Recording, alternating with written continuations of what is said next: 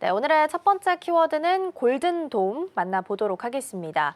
우리가 잘 알고 있는 건 아이언돔일 텐데요. 미국의 이제 미국판 아이언돔, 그러니까 골든돔을 새롭게 만들겠다라는 프로젝트를 발표를 했습니다. 트럼프 대통령은 이걸 임기 내에 가동하겠다라는 걸 목표로 삼고 있고요. 미국 전역을 다 아우를 수 있는 방공망 구축을 목표로 하고 있습니다. 일단 어떤 프로젝트인지 여기서부터 좀 출발해 보겠습니다. 맞습니다. 이제 아이언돔이라고 이제 이스라엘의 이제 아이언돔에서 착안한 게 아닌가라는 생각인데 이게 어쨌든 방어 체계를 미국 전역으로 이제 설계하게 됐는데 이게 400배입니다. 이스라엘의 400배라서 이제 그 규모나 예산이나 실현 가능성에 대해서 이제 찬반이 일고 있습니다. 백악관이 이제 발표하는 골든돔은 이제 트럼프 대통령이 이 시스템에 대해서 임기 내 3년 내에 완공할 것이라고 이제 강한 의지를 드러냈는데요.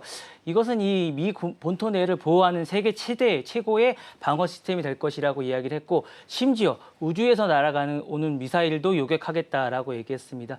골든돔은 미사일, 탄도미사일에 대해서 이제 극초음 미사일, 순항 미사일까지 어쨌든 대응 가능한 차세대 방공망이라고 이야기했고요.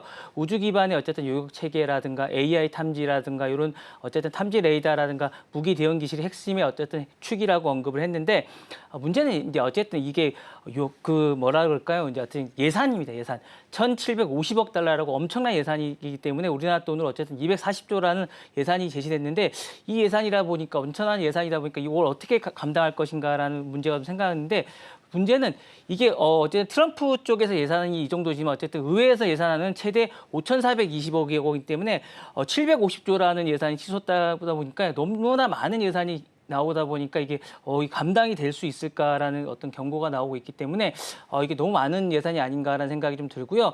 전문가들은 미국이 어쨌든 이스라엘보다 400배 많은 어떤 넓은 국토를 감당할 수 있지 않을까라는 생각이 들어서 이게 이만한 방공망이 기술적으로 그리고 예산적으로 감당이 가능한지에 대해서 의문을 좀 갖고 있습니다. 그래서 과연 이게 가능하지 않을까라는 생각이 좀 들고 이게 왜 할 필요가 있을까라는 생각도 또 의문이 좀 있습니다. 이게 1980년도에 로널드 레이건 대통령이 추진했던 스타워즈와 이제 기술에 대한 것들이 있는데 이 프로젝트의 그 재판이 아닌가라는 생각이 들고 너무나 이게 평소에는 이제 예산을 줄이자고 계속했던 이 대통령이 과연 이게 예산을 계속 쓰는 게 맞는가라는 의문도 좀 들고 있습니다. 그리고 이제 당시에는 로널드 레이건 대통령 당시에는 기술이 없었는데 지금은 이제 기술이 있다라고 얘기를 하면서 이게 지금 해도 된다라고 생각을 하고 있어서 트럼프 대통령이 캐나다도 해당 프로젝트에 이제 참여 의사를 밝히고 있다라고 전했기 때문에 향후에는 이제 북미 전역에 확장될 가능성도 있다라고 얘기하면서 골든돔은 미국 안보 역사상 가장 가능한 어쨌든 그 중대한 세대별 투자가 될 거라고 얘기하면서 이제 계속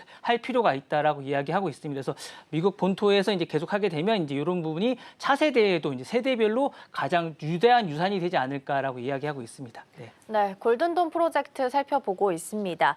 기존에는 이제 지상에서 오는 신호를 받아서 미사일을 요격하는 시스템이었다면 골든돔은 이제 위성을 통해서 신호를 받을 예정이기 때문에 어제 우리 시장에서는 개장하고 나서 위성 관련주들이 움직임에 좀 보이기도 했습니다.